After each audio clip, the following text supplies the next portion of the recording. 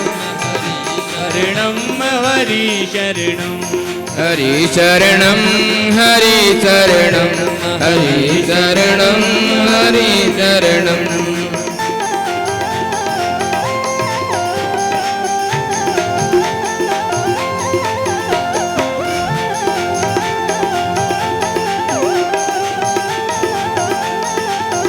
जय जय श्री राधे।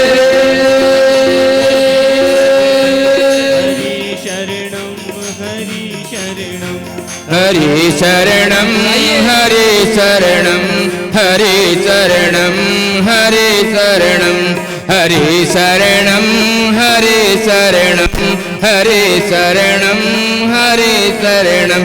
लगाओ प्रेम से नारा हरि शरणं हरि शरणं। लगाओ प्रेम से नारा हरि शरणं हरि शरणं हरि शरणं हरि शरणं हरि शरणं हरि शरणं। जय जय श्री राधे श्याम।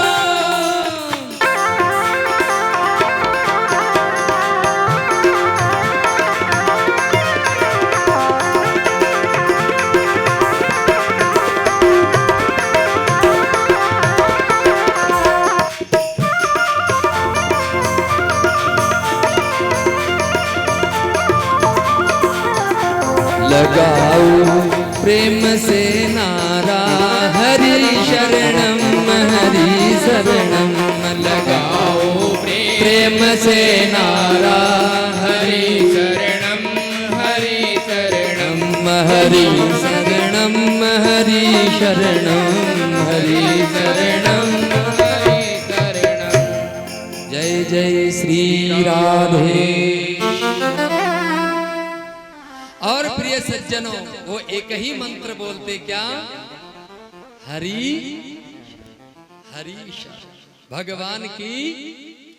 अब आपके पास में रुपया है, जब तक आपके पास में है तब तक चिंता है। उसको बैंक में जमा करवा दिया और रसीद ले ली, उसके बाद में चिंता किसको है? ये हमारा जीवन हम भगवान की भक्ति रूपी बैंक में जमा करा के तो देखो, फिर चिंता। आदमी को सबसे बड़ी चिंता है कि मेरी मृत्यु नहीं हो जाए, मेरा बेटा नहीं मर जाए, मेरी पत्नी नहीं मर जाए, मेरा भाई नहीं मर जाए, मेरा धन नहीं चला जाए। ये सबसे बड़ी चिंता। ये कब तक है? जब तक हम अपना मानते हैं, हम उसका मानो ना, होगी नहीं चिंता। तो ये चारों ऋषि हरि शरणम हरि शरणम हरि सनक सनंदन सनातन और सनत कुमार, ये चारों भैया बद्री का आश्रम में घूम रहे हैं। किसके लिए?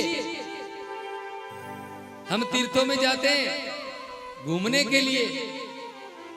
घूमने के लिए नहीं जाना चाहिए।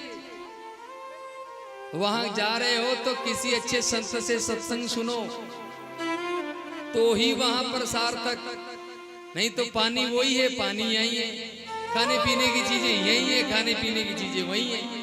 इसके अलावा क्या होता है? वहां तीर्थ में जाने का मतलब वहां जाकर के हमारे को कुछ न कुछ सत्संग अर्थम, सत्संग को धारण करके आना।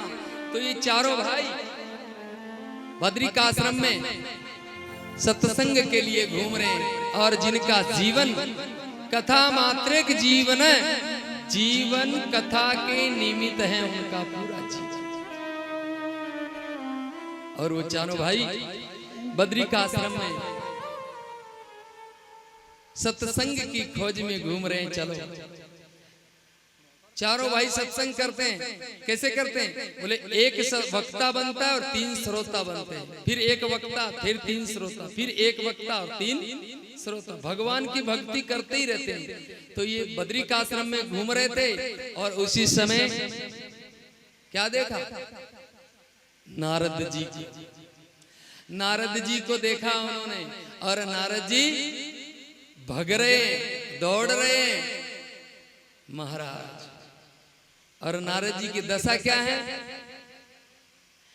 एकदम मुंह लटका हुआ, उदास, चिंतित और चक्री की तरह घूम रहे। और उनको ऐसा देख करके सनकादि ऋषि बोले, आज तो हमको नारद जी मिले हैं, अच्छी कथा सुनने को मिलेगी। कोई संत मिलता है ना तो सोचते हैं कि आज अच्छे भगवत रसिक संत मिले हैं तो आज बहुत अच्छी कथा श्रवण करने को, सत्संग सुनने को मिलेगा। लेकिन जैसे ही नारद जी उनके पास में आए तो नारद जी का मुंह लटका हुआ देख करके चारों भाई आश्चर्यचकित हो गए। अरे ये नारद जी महाराज सारे समाज की चिंताओं का शमन करने वाले, दुखों को दूर करने वाले नारद जी आज खुद चिंता आतुर हो रखे हैं। ये क्या कारण है? भाई हमारे कोई बीमार हो जाता है तो डॉक्टर के पास ले जाते हैं। अब मालूम चला डॉक्टर साहब तो खुद ही बीमार, तो बेचारे मरीज का क्या हाल होगा? तो संसार में जितना भी दुख है उसको दूर करने के लिए संत होते हैं। इसलिए महाराज नारद जी को देखते चारों भाई पूछने लगे, क्या कथम ब्रह्मन दीन मुख कुतश्चिंतातुरो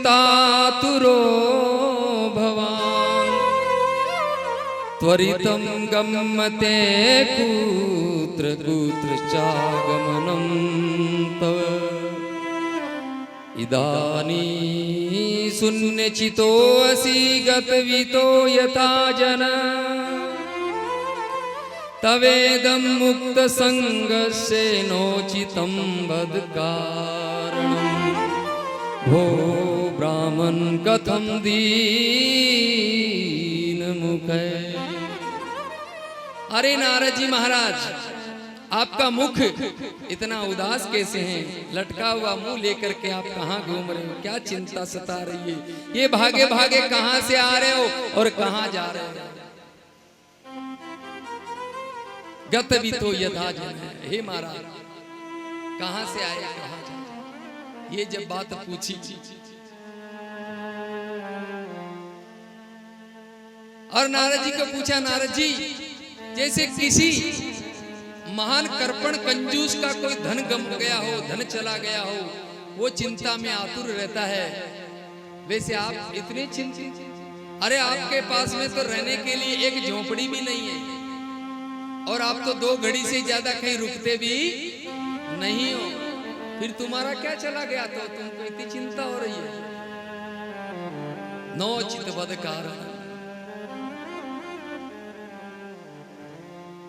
आपकी चिंता का कोई कारण है तो हमें बताइए, हम आपकी मदद करेंगे।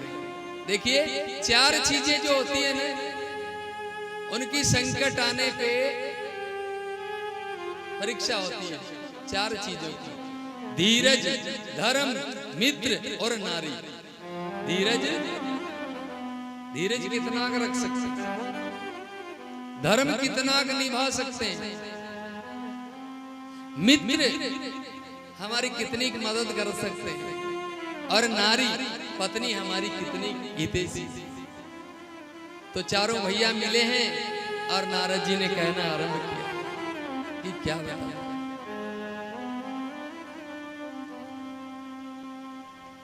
सनकादि ऋषि पूछते हैं, तुम्हारे तो कोई धन ही नहीं है, तुम्हारे रहने का मकान नहीं है, बीवी बच्चे नहीं है, तुम चिंता गृहस्थियों की तरह, गृहस्थियों से भी ज्यादा तुम चिंतित हो रहे, क्या हुआ?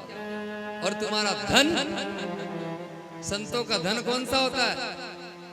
संतों के पास में जो धन होता है उसको कोई चोर चुरा नहीं सकता, लुटेरा लूट नहीं सकता। कौन सा धन? आप वृंदावन में जाकर के देखिए, गली गली के अंदर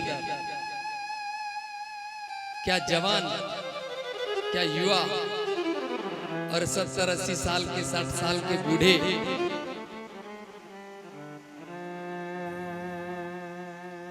जाकर के देखो, और जो जाते हैं उनको आनंद आता है। संतों का क्या धन है? हमारो धन राधे श्री राधे श्री राधे, हमारो धन राधे श्री राधे श्री राधे, हमारो धन राधे श्री राधे श्री राधे, हमारो धन राधे श्री राधे श्री राधे, परम धन राधा राधा राधा राधा राधा, परम धन राधा राधा राधा राधा राधा, बरसाने वाली राधा राधा राधा राधा, बरसाने वाली राधा राधा राधा राधा राधा, रसिक धन राधे श्री राधे श्री राधे, रसिक धन राधे श्री राधे श्री राधे,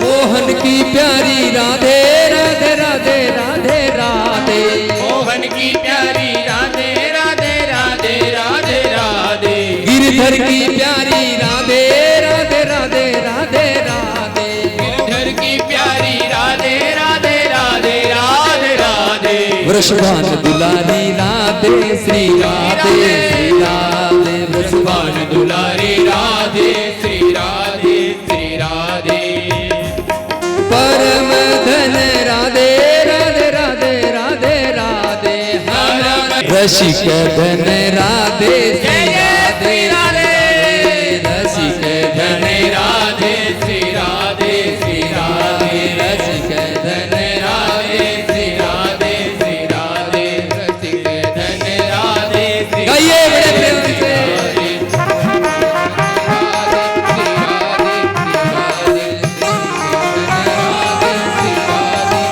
जय जय श्री राधे।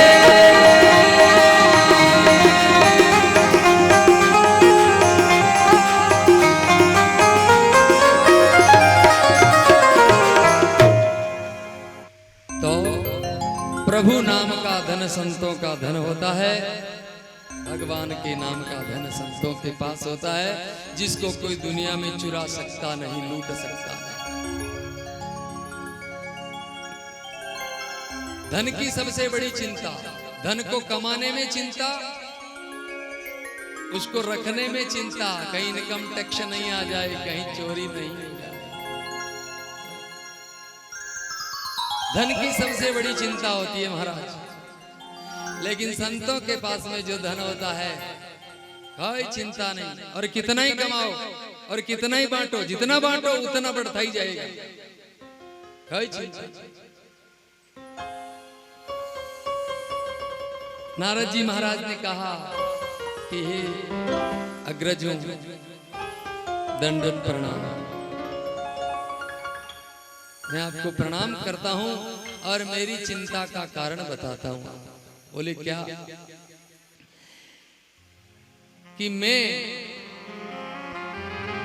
सत्संग के लिए इस संसार में चारों ओर घूम रहा था, देवलोक से इस संसार में सत्संग के लिए घूम रहा था, मेरे को सत्संग नहीं मिला। तो सनकादि ऋषि बोले महाराज, अगर आपको सत्संग चाहिए,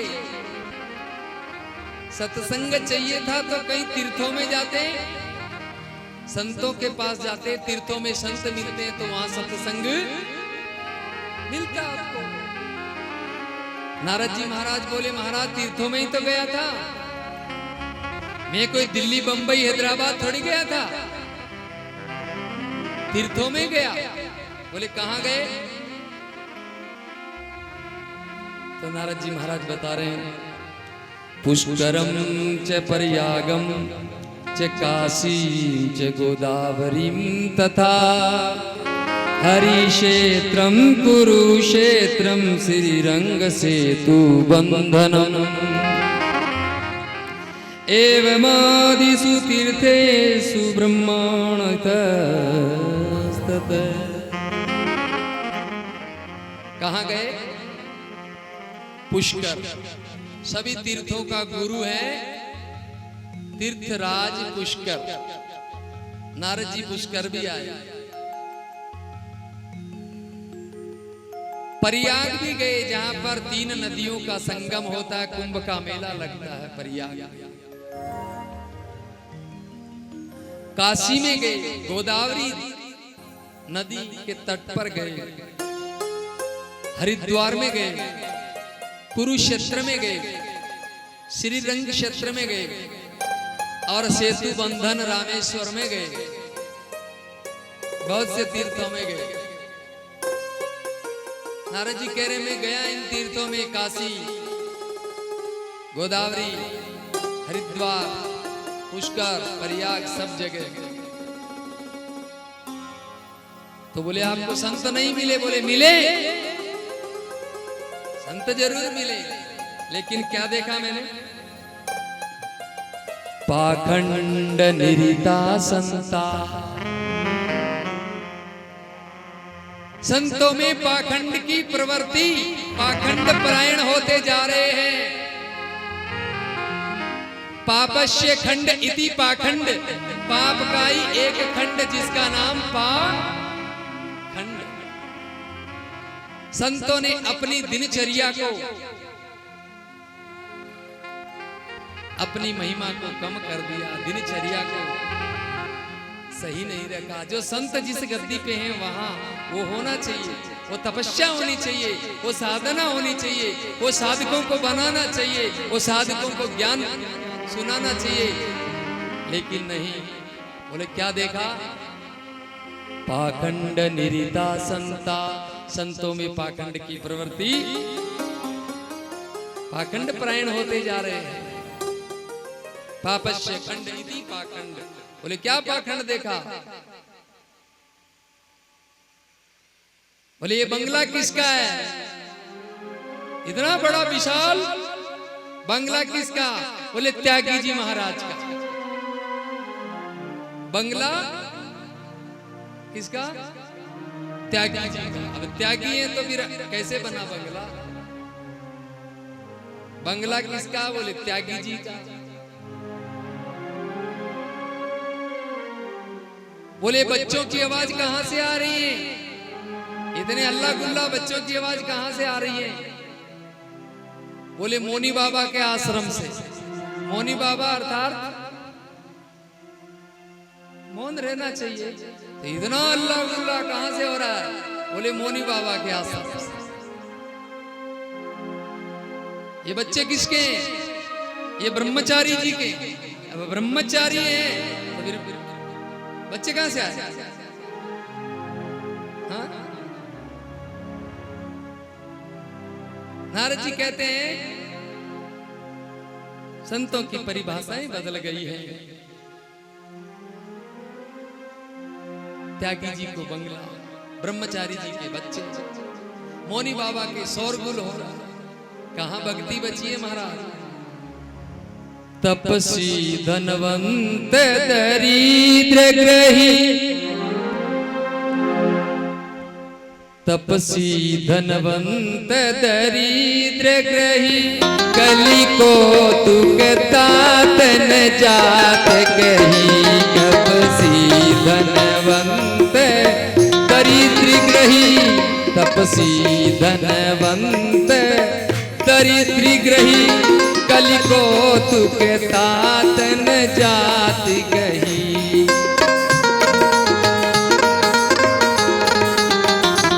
राजा राम राम राम सीता राम राम राम, सीता राम राम राम सीता राम राम राम, राजा राम राम राम राजा राम राम राम, सीता राम राम राम सीता राम राम राम।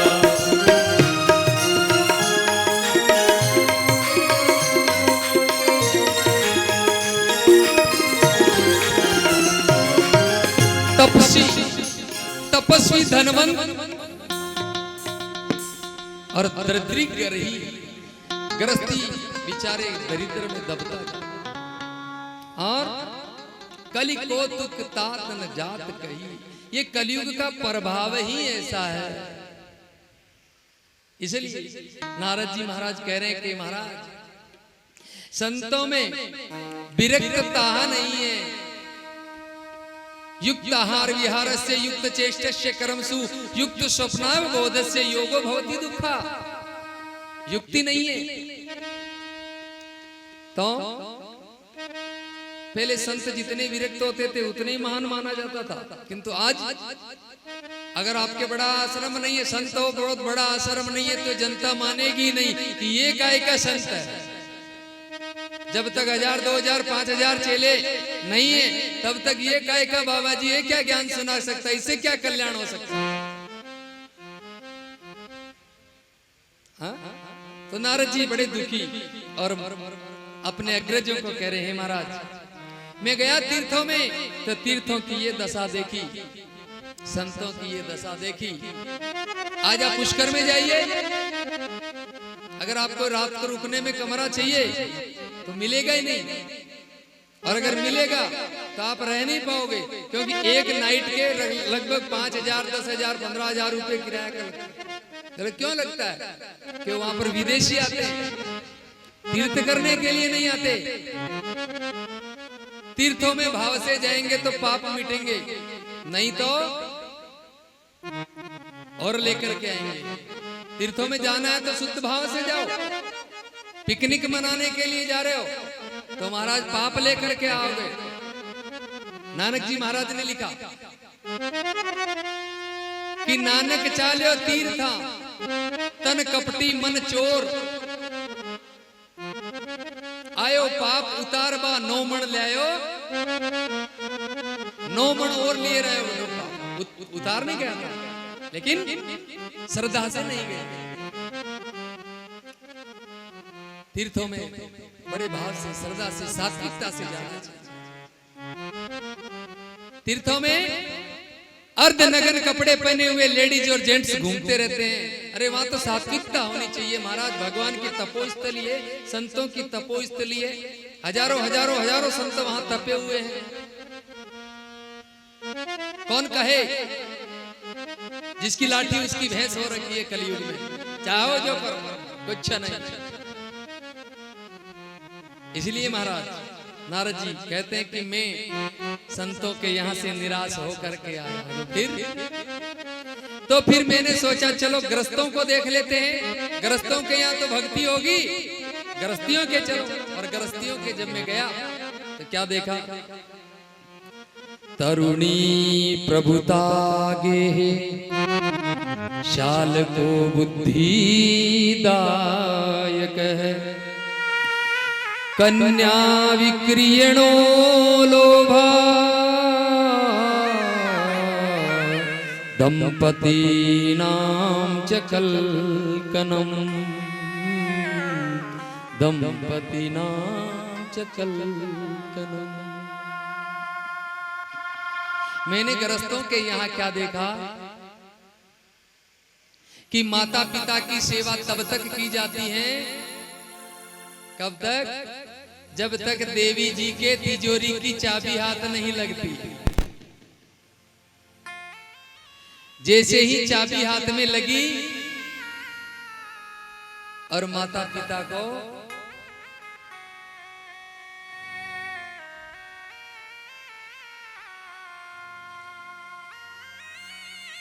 इसलिए तरुणी प्रभुता गेहे शाल को बुद्धिदायक, जितनी चाबी हाथ में लगी और माता पिता को फिर कुछ नहीं, पूछते ही नहीं। वार्ता कोपी ने पृछति गेहे, अर्थात कोई पूछता ही नहीं है, माता पिता की सलाह नहीं लेते। जिन माता पिता ने हमारा मुंह देखने के लिए बहुत से देवताओं को गए, वो जब हम संसार में नहीं आए, हमारे जन्म से पहले उन्होंने बहुत तपस्या की है, आए, फिर बहू आई। इतने सोचते हैं मेरे बहू आएगी, सासू सोचती है बहू आएगी, मेरे पैर दबाएगी, मेरा कहना करेगी, मेरा और सेवा करेगी। एक कोई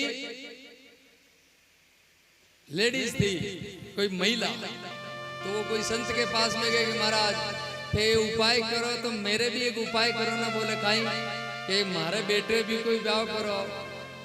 तो महाराज बताया कि भाई ब्रह्मा जी की सेवा कर दो, और ब्रह्मा जी ने जार के दे देसी तन भी नहीं। बोले ठीक। बोले काई मंत्र? बोले मंत्र ये है, जय जय ब्रह्मा तू ही तू, और दे दे ऊंची लंबी नू।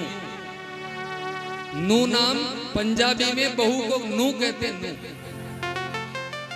जय जय ब्रह्मा तू ही तू, दे दे ऊंची लंबी नू, जय जय ब्रह्मा तू ही तू, दे दे ऊंची लंबी नू। ऐसे माला घुमा रही है, और माला घुमाते घुमाते महाराज ब्रह्मा जी प्रसन्न हुए, आशीर्वाद दिया। बोले जाओ तथास्तु। अब इतनी लंबी बीननी आ गई घर में, लेकिन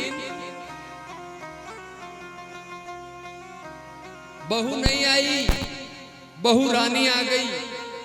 क्या आ गई? बहू रानी। अब रानी के आगे तो दासी बनकर के ही रहना होगा। तब बेचारी बुढ़िया बहुत दुखी हुई, बहुत दुखी हुई। फिर बाबा जी के पास गई। बोले महाराज मैं तो अकेला माँ बेटा हा, जब भी ठीक हा, ये तो मामला गड़बड़ हो गया। उसको वापस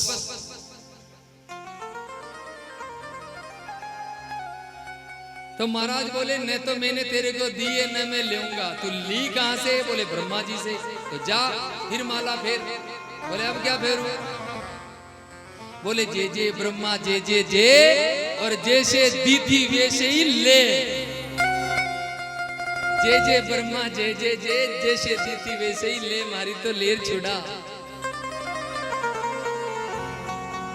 तरुणी प्रभुता गे शाल को बुद्धि दायक, कन्या विक्रियणो लोभा दंपति नाम च कलकनम।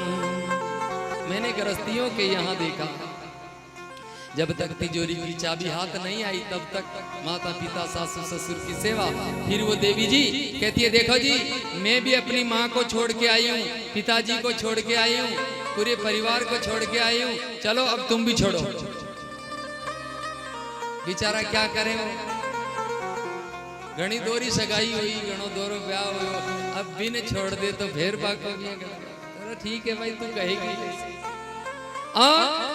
नारद जी महाराज कहते हैं कि माता पिता से कोई बात नहीं पूछते, और वो उनको तो वृद्धाश्रम में छोड़ देते हैं या तीर्थों में ले जाके।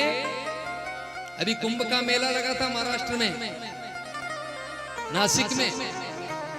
वहां पर बहुत से बूढ़े बूढ़ी डोकरों को लोग छोड़ के आ गए कुंभ के मेले में, छोड़ के आ गए ऐसे। तो बोलते हैं मारो बेटो आबड़ हो रे, मारो बेटो आबड़। और आप देखते हो ये नवरात्रा के समय मैं पूना शहर में कथा कर रहा था, तो शाम को नवरात्रों की जो देवी की पूजा होती है ना, उसमें टीवी का एक इंटरव्यू आ रहा था, उसको टीवी में थोड़ा देख रहा था। समाचारों में बता रहे थे कि वो एक पत्रकार गई वहां पर महिलाओं के उस वृद्धाश्रम में, और पूछा कि माता जी आप यहाँ क्यों आए, क्या आपके बेटा नहीं है, बहू नहीं है? बोले मेरे बेटा भी है, बहू भी है। तो यहाँ क्यों आए? कि मेरी बहू मेरे से दुखी है, मैं बूढ़ी हो गई इसलिए मेरी वो सेवा नहीं कर पाती है, तो मेरा बेटा उसको कहता है कि तू माँ की सेवा कर। तो हम उनके दोनों को झगड़ा होता है, इसलिए मेरा बेटा मेरे को यहाँ।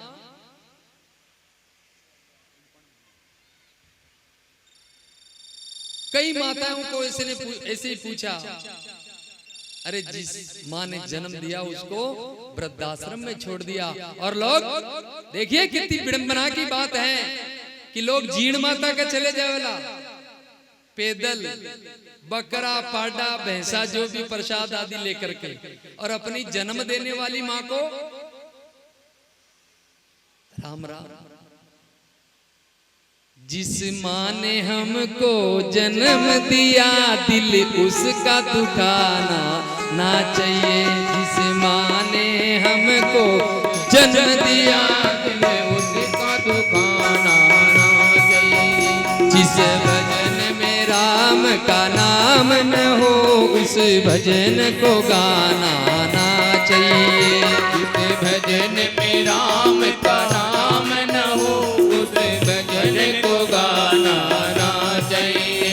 जिस पिता ने हमको पाला है,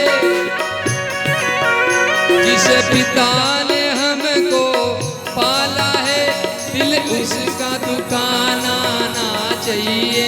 जिस पिता ने हमको पाला है दिल उसका दुखाना ना चाहिए।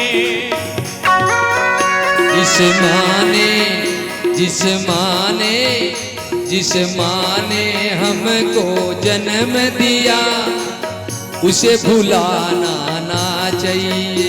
जिस माँ ने हमको जन्म दिया उसे भुलाना ना चाहिए। हरि बोल।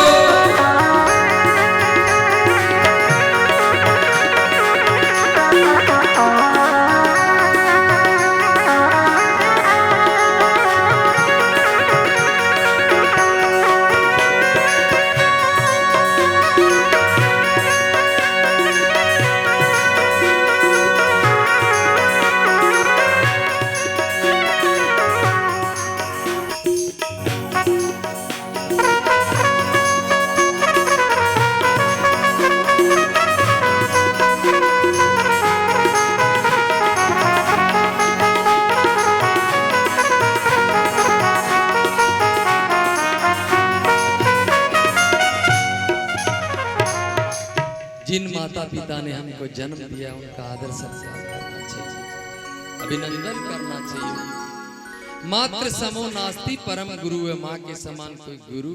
अगर आपकी माँ नहीं होती तो आप यहाँ नहीं होते, मेरी माँ नहीं होती तो मैं भी यहाँ। पहले गुरु माँ, फिर पिता और फिर। इसलिए ये कथाएं ये मात्र सुनने के लिए नहीं है, ये धारण करने के लिए, जीवन जीने का एक तरीका। तो नारद जी महाराज कहते हैं कि ऐसी हालत है ग्रस्तों की, अगर कोई जरूरत पड़ जाए परिवार में तो साले जी को बुलाते हैं। साल को बुद्धिदायक है, साले जी की सलाह के बिगड़ कोई काम नहीं होता। शाल को बुद्धिदायक है। और कन्या विक्रियण लोभो, लोग अपनी कन्याओं का व्यापार करते हैं, बेचते हैं पैसा लेकर। दंपति नाम च कलकनम, और कलयुग में चारों ओर ऐसी ही हालत है। और एक बात बताऊं, मैं एक संत से सुन के आया था, राम सुखदास जी महाराज के परम शिष्य थे वो। उन्होंने बताया कि जो अपनी कन्याओं का लेन देन में पैसे का व्यापार करते हैं, पैसा लेकर के उनका विवाह करते हैं, तो उस कन्या के पैसे लिए ने विवाह करने का, तो कहते हैं उस कन्या के लेट्रिन का कीड़ा बनना पड़ता है। किसको? जो पैसा लेता है। आज समाज में बहुत बड़ी ये व्यवस्था डगमगा गई। खूब बच्चे हैं, खूब बच्चियां हैं, फिर भी संबंध करने जाने तो लड़की 18 साल की हो गई, 20 साल की हो गई, लड़का 15 साल का है। बोले माखड़ा ई को भी देख जो बेई जी के। अरे बेई जी का तुम करो ना, तुम भी तो समाज के हो। 2 घर में ज्यादा जाओ, 2 गांव ज्यादा जाओ, देखो बेई जी कहीं देखेगा। इसलिए कन्या विक्रियण लोभो, ये मैं नहीं कहता, ये मेरी भागवत जी कथा कह रही है। नारद जी कहते हैं कि चारों ओर ऐसी ऐसी व्यवस्था हो रही है। तो फिर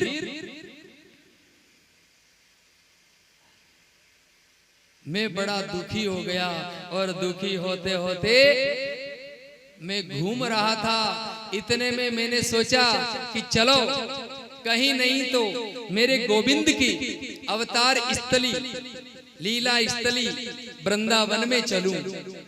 और वृंदावन में मैं जब गया तो मैंने क्या देखा,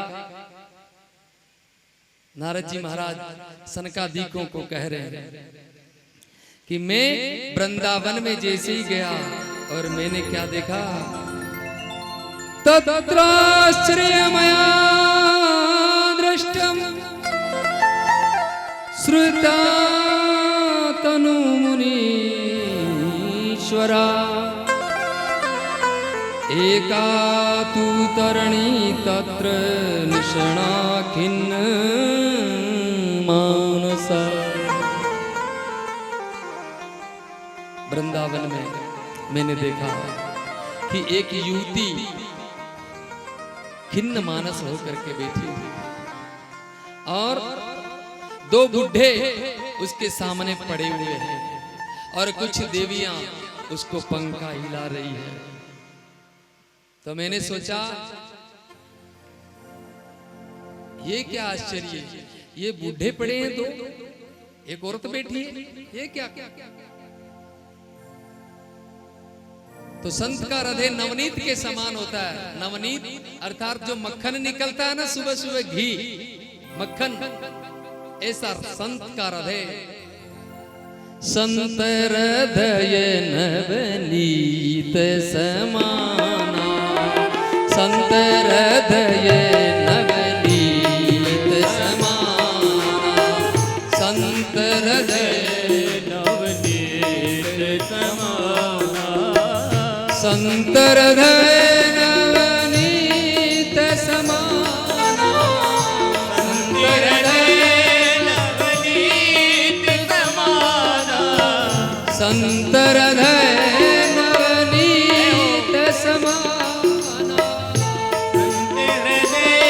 नवनीत समाना, संत हृदय नवनीत समाना।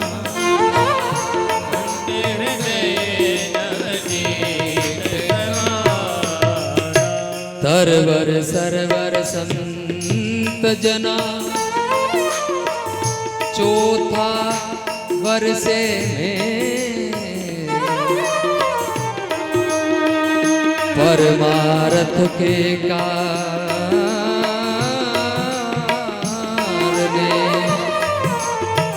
चारों धारी दे।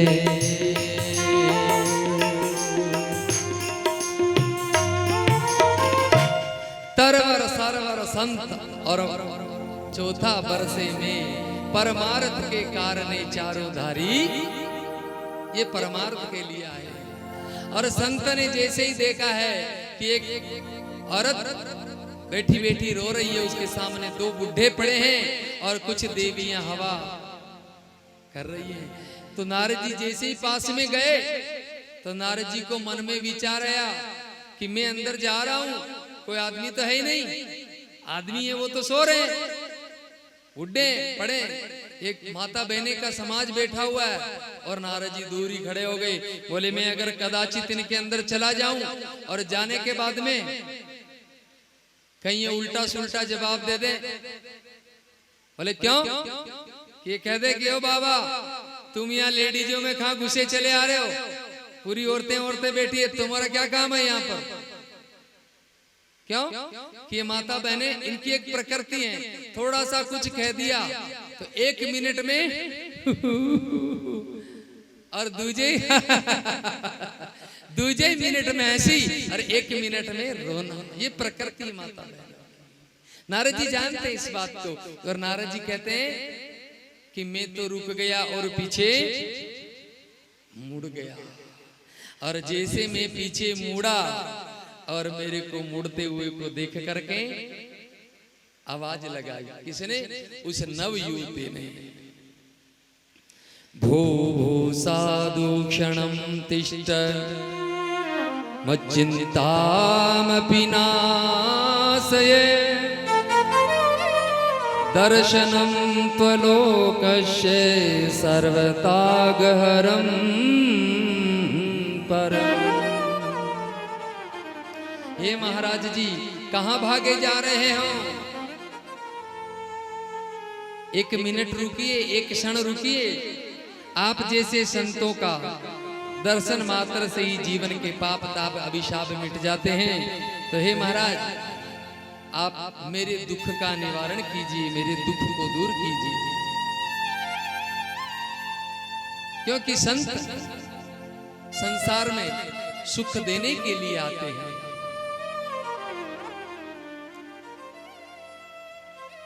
संत को स्वभाव सुख देवो ही कर तू है, साधु को स्वभाव सुख देवो ही कर तू है।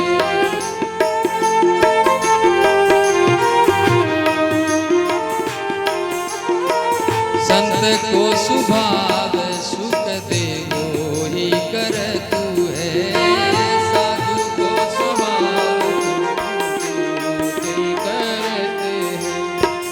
देवो ही कर तू सुख देवो ही कर तू है, देवो ही कर तू सुख देवो ही कर तू है, साधु को स्वभाव सुख देवो ही कर तू है, साधु को स्वभाव सुख ही कर तू है।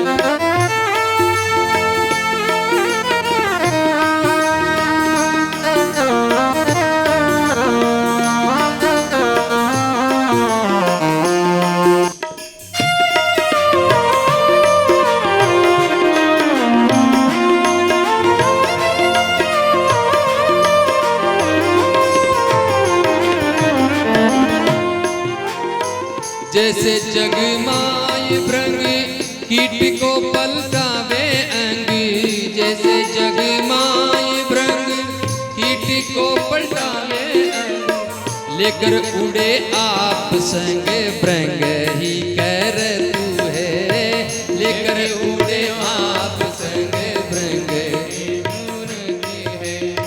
लेकर उड़े आप संग भृंग ही कर तू है, साधु को स्वभाव सुख देवो ही कर तू है।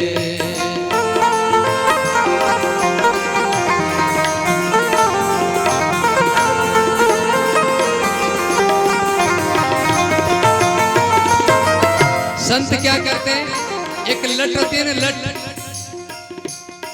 हरी हरी लट होती है अभी चौमासे में, तो वो खड़ी होती है, भंवरा आता है उसके टक्कर लगाता है, जो लट गिर जाती है उसको नहीं छेड़ता, फिर दूसरी लट को देखता, वो खड़ी होती है उसको टक्कर लगाता है, वो भी गिर जाती है पर वापस फिर टक्कर लगाता है, फिर खड़ी होती है, फिर टक्कर, फिर उसको अपने पंजे में उठाता है और उस लट को ले जा करके अपने मकान में, भंवरे का मकान होता है ना जो माटी वाला भंवरा फूलों वाला, वो उस लट को उठा करके ले जाता है और मकान में पैक कर देता है, और पैक करके उसको ओम शब्द सुनाता है।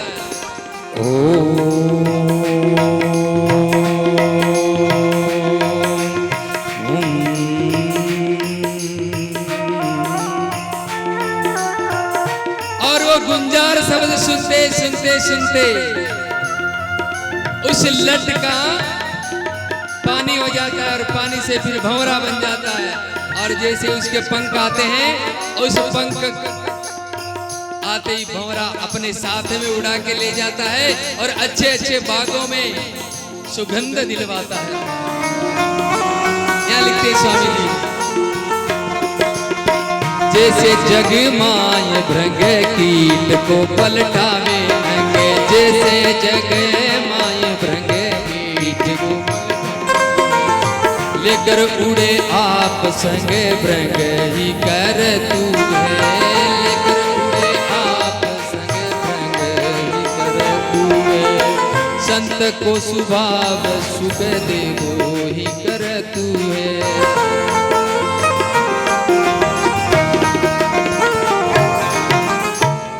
संत का स्वभाव सुख देने का स्वभाव होता है संत का। जैसे भंवरा उस लट को भंवरा बना देता है, वैसे ही संत अपनी शरण में आए हुए को महान बना देते हैं।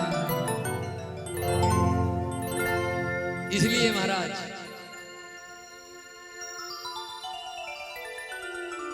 नारद जी ने कहा कि देवी काशी तुम कौन हो? कायुमो ये कौन है? और काइमा ये देवियां कौन है? काशी तुम कौन हो? और काविमो ये बूढ़े कौन है? और काइमा ये कौन है? देवियां। तब वद देवी सविस्तारम सवस्य दुःखस्य कारणम। हे देवी तुम्हारे दुख का कारण विस्तार से। डॉक्टर साहब के पास जाते हैं तो डॉक्टर साहब को अच्छी तरीके से बताना पड़ता है, मैंने ये खाया, ऐसे ऐसे किया, तो फिर डॉक्टर अच्छी दवाई लिखते हैं। नारद जी ने जैसे ही पूछा है नारद जी को जवाब मिलता है क्या? अहम भक्ति रीति क्या ताइमो वेतनियो मतो ज्ञान वैराग्य मानो काल योगेन जर जर। हे महाराज मैं भक्ति नाम से विख्यात हूं, और ये जो दो बुड्ढे ये मेरे बेटे हैं, ज्ञान और वैराग्य। ज्ञान और वैराग्य और मैं भक्ति, मैं इनकी मां हूं और ये मेरे बेटे काल योगेन जर्जरो। ये समय आने के अनुसार ज्ञान और वैराग्य एकदम बूढ़े हो गए, अचेत हो गए। नारद जी को फिर आश्चर्य हुआ कि राम राम, मां तो 20 साल की बनी हुई है एकदम नवयुवती, और बेटे 70 साल के बूढ़े। नारद जी को आश्चर्य हुआ, बोले ऐसे कैसे हुआ? तो भक्ति महारानी कह रही है कि महाराज मैं भक्ति हूं, और मैं दक्षिण भारत में मेरा जन्म हुआ, और कर्नाटक में मैं बड़ी हुई, और महाराष्ट्र आदि प्रदेशों में मेरा बहुत सम्मान हुआ, और मैं चलती चलती कई जगह आई तो मेरा अपमान भी हुआ। तो महाराज मैं ज्ञान और वैराग्य के साथ में विचरण कर रही थी। विचरण करते समय जब मैं इस वृंदावन में आई तो मैं तो जवान हो गई, नवयौवना हो गई, पर ये मेरे दोनों बेटे अचेत होके गिर गए, बूढ़े की तरह पड़े, बीमार की तरह। नारद जी ने सोचा जय हो, और नारद जी महाराज ने भक्ति मैया को प्रणाम किया और कहा धन्य वृंदावनम पुनम प्राप्य नवेति स्वरूपिणी। अर्थात मैं तो यहाँ आते ही तैयार हो गई, धन्य इस वृंदावन भूमि को। तो नारद जी महाराज ने कहा हे माता मैं आपको पहचान गया। और भक्ति कहती है महाराज अगर मेरे ज्ञान और वैराग्य यहाँ भी अगर मूर्छित पड़े रहे तो मैं इस स्थान को भी त्याग के कहीं प्रदेश विदेश में चली जाऊं। नारद जी ने सारी स्थिति को सुना, देखा और कहा हे भगवान, बोले मैं आपकी क्या सहायता कर सकता हूँ, क्या मदद कर सकता हूँ? बोले महाराज आप संत हैं, आप मेरे बेटों को सचेत कीजिए, इनको वापस ज्ञान और वैराग्य को सही कीजिए वापस। बोले ठीक है, तुम चिंता मत करो, ये तो हमारा चुटकी का काम है। क्योंकि नारद जी महाराज 4 वेद, 18 पुराण और 6 शास्त्र, वेद वेदांग उनको कंठस्थ याद है। और नारद जी महाराज सुनाने लगे, वेद सुना दिए, 4 वेद सुना दिए, सामवेद, अथर्ववेद, यजुर्वेद, ऋग्वेद सारे सुना दिए। लेकिन ज्ञान वैराग थोड़ी सी आंखें खोलते हैं फिर मूर्छित। नारद जी ने 18 पुराणों की कथा सुना दी, लेकिन उनमें भी थोड़ा सा सुना, देखा, फिर मूर्छित। फिर नारद जी ने उपनिषद सुना दिए। थोड़ा सा चेत हुआ, फिर वापस। फिर नारद जी ने सोचा उपनिषदों का, वेदों का सार श्रीमद् भगवत गीता के 700 श्लोक सुना दिए, 18 अध्याय सुना दिए। यदा यदा हि धर्मस्य ग्लानिर्भवति भारत अभ्युत्थानमधर्मस्य तदात्मन् सृजाम्यहम् परित्राणाय साधूनां विनाशाय च दुष्कृतां धर्म संस्थापनार्थाय संभवामि युगे युगे। सारी भागवत जी की कथा सुना दी, श्रीमद् भागवत गीता के 18 अध्याय सुना दिए। लेकिन ज्ञान वैराग थोड़े से सचेत होते हैं, वापस वही स्थिति। अब नारद जी को चिंता हुई कि जो मेरे पास में जो सामान था, जो औषधि थी मेरे औषधालय में, जो चूरन चटनी जो चटानी थी वो तो मैंने पूरी चटा दी। अब क्या करूं?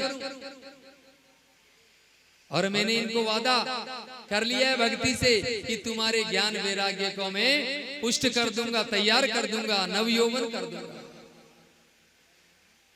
प्रिय सज्जनों, विचार की बात है कि बिना ज्ञान वैराग्य के भक्ति की शोभा नहीं है।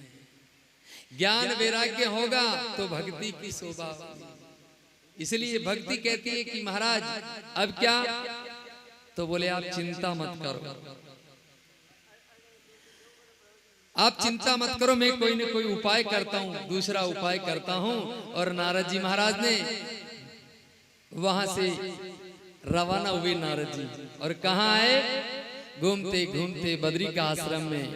और उनको सनकादिकों को कह रहे हैं महाराज इसलिए मैं यहाँ घूमता घूमता घूमता मेरी चिंता का कारण मैंने आपको बताया है कि मेरे को क्या करना चाहिए। ज्ञान और वैराग्य को मेरे को वापस उनको जीवन दान देना है, उनको वापस नव यौवन बनाना है। तो आप बताइए क्या करना है मुझे ज्ञान वैराग्य के लिए। सनकादिक बोले कि महाराज बस इतनी सी चिंता। बोले महाराज आप इतनी सी चिंता की बात करें, हमारी तो इज्जत ही दाव पे लग गई। हमने 18 पुराण 4 वेद 6 शास्त्र सारे सुना दिए और ज्ञान वैराग्य टस से मस नहीं हुए, उनको थोड़ा सा भी उनको फायदा नहीं हुआ। और आप कह रहे इतनी सी? बोले हाँ इतनी सी बात है। बोले क्या बात है? तो बोले आप उनको श्रीमद् भागवत महापुराण कथा सुनाइए। नारद जी जोर से हंसे, बोले महाराज ये श्रीमद् भागवत रूप कथा ये वेदों का सार है, ये पुराणों का सार है, उपनिषदों का सार है। बोले हाँ। तो जब मैंने उपनिषद सुना दिए, वेद सुना दिए, तो ये कहां बच गई फिर? इसको तो सुनाई दिया मैंने। नारद जी की बात सुनकर के सनकादिकों ने समाधान दिया कि नारद जी जैसे कोई आदमी आम का फल खाता है, आम खाता है, आम बड़ा मीठा होता है और आम के फल को चूसता वो, आहा आम फलों का राजा है, फलों में सबसे ज्यादा स्वादिष्ट और फलों में राजा किसको कहा? आम को। लेकिन कोई आम को चूस रहा है। अब वो ऐसे सोचे आम को चूसने वाला कि आम इतना बढ़िया है, इतना रसदार है, तो जिसपे ये आम लगा है वो पेड़, उसमें कितना ज्यादा रस होगा, उसमें कितना ज्यादा रस होगा। तो वो आम को पटक करके अगर उस पेड़ को चूसने लगे, पेड़ को, पत्तों को, डालियों को वो चूसने लगे, तो क्या रस आएगा? बोले नहीं, तो नहीं आएगा। तो नारद जी ये वेद पुराण शास्त्र ये क्या है? ये श्रीमद् भगवत रूपा जो आम है, वो पेड़ है, ये आम है, ये पका पकाया फल है, इसको सुनाओ। बोले इससे हो जाएगा? बोले बिल्कुल। तो बोले ये तो हम जानते हैं कि हाँ बिल्कुल आप जानते हो। और ये कथा सर्वप्रथम भगवान आदि नारायण ने ब्रह्मा जी को 4 श्लोकों में सुनाई थी। और इसी कथा को ब्रह्मा जी ने नारद जी को वही 4 श्लोक सुनाए। और यही नारद जी वेद व्यास जी को 4 श्लोक सुनाए। और उन्हीं 4 श्लोकों का विस्तार करके वेद व्यास जी महाराज ने 18,000 श्लोकों के अंदर इस श्रीमद् भागवत रूपी कथा ज्ञान यज्ञ का प्रसारण किया। इसलिए नारद जी महाराज आप उनको श्रीमद् भागवत कथा सुनाइए। बोले उससे हो जाएगा? बोले बिल्कुल। तो बोले कहाँ रखें ये आयोजन? बोले यही रख लो। नारद जी बोले यही रख लो। बोले यहाँ नहीं, बद्री का आश्रम बहुत ऊंचा है, बहुत ऊंचा, जा नहीं सकता हर आदमी। तो महाराज कहाँ करें? बोले गंगा तट पे आनंद तट, गंगा का जो किनारा उस पे एक आनंद तट है, वहां रखो। बोले वहां क्यों? कि वहां ऊंचास भी है नीचास भी है, ऊंचाई भी नीचे भी। अगर ऊपर वालों को सुनना होगा, कार बंगले गाड़ी घोड़े वालों को सुनना होगा तो थोड़े नीचे आ जाएंगे, सुन लेंगे। और नीचे वालों को सुनना होगा तो थोड़ा ऊपर मध्यस्थ में रखो। अभी किसी के घर में कथा होती है तो कहते हैं साहब हमको तो इनविटेशन नहीं दी, हम काहे को जाते, ऐसे कहते हैं। और इस सार्वजनिक स्थल में कोई आओ कोई सुन, तो वहां पर गंगा तट पे रखा है श्रीमद् भागवत कथा का आयोजन। और प्रिय सज्जनों, कथा के लिए तैयारी होती है। वहीं पर एक रेत का टीला बना करके व्यासपीठ बना देते हैं, मंच बना देते हैं और सनकादिक ऋषि वहां बैठ जाते हैं और भागवत कथा का प्रारंभ होता है, शुरुआत करते हैं सनकादिक ऋषि। सच्चिदानंद रूपाय विश्वोत्पत्त्यादि हेतवे तापत्रय विनाशाय श्री कृष्णाय वयं नुमः। इस श्लोक से भागवत जी की कथा प्रारंभ हुई। और पूरी कथा जैसे ही आरंभ हुई है, कथा के अंदर ऋषि मुनि देवता सभी भाग लेने के लिए आए। और वहां पर क्या देखा कि भक्ति महारानी अपने बेटे ज्ञान और वैराग्य के साथ ताता थैया नाचती हुई जय जय श्री राधे, जय जय श्री राधे। और भागवत जी की कथा के अंदर भक्ति महारानी नाचती गाती ताता थैया करती हुई नारद जी को कहती है जय हो नारद जी, जय हो आपकी। और वहां पर क्या कहते हैं? श्री कृष्ण गोविंद हरे मुरारे, हे नाथ नारायण वासुदेवा। श्री कृष्ण गोविंद हरे मुरारे, हे नाथ नारायण वासुदेवा। श्री कृष्ण गोविंद हरे मुरारे, हे नाथ नारायण वासुदेवा। श्री कृष्ण गोविंद हरे मुरारे, हे नाथ नारायण वासुदेवा। हे नाथ नारायण वासुदेवा, हे नाथ नारायण वासुदेवा। हे नाथ नारायण वासुदेवा। श्री कृष्ण गोविंद हरे मुरारे, हे नाथ नारायण वासुदेवा। हे नाथ नारायण वासुदेवा, हे नाथ नारायण वासुदेवा। भक्ति सुतो तो तरुणो गृहीत्वा प्रेमे करूपा सहसा विराशित श्री कृष्ण गोविंद हरे मुरारे नाथेति नामानि मुहुर्वदन्ति नाथेति नामानि मुहुर्वदन्ति।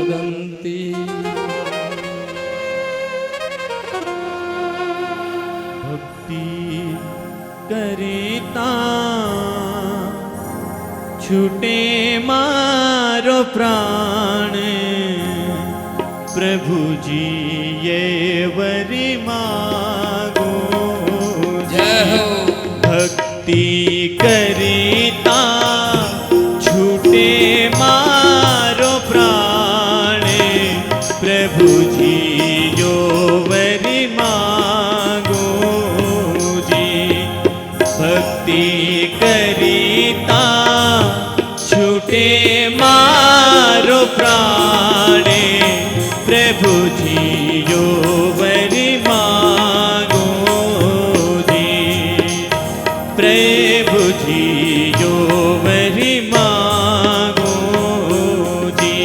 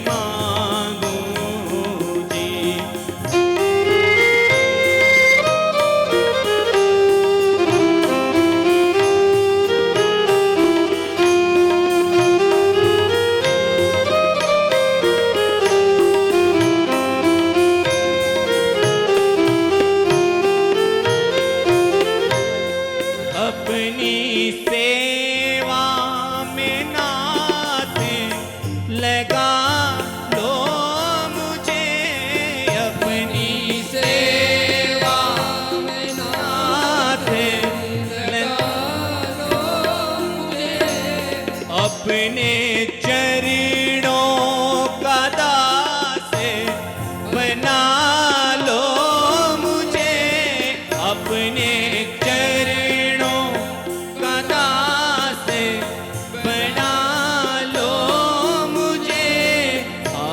कर देना दर्शन दाने प्रभु जी यो वरि मांगो जी भक्ति करिता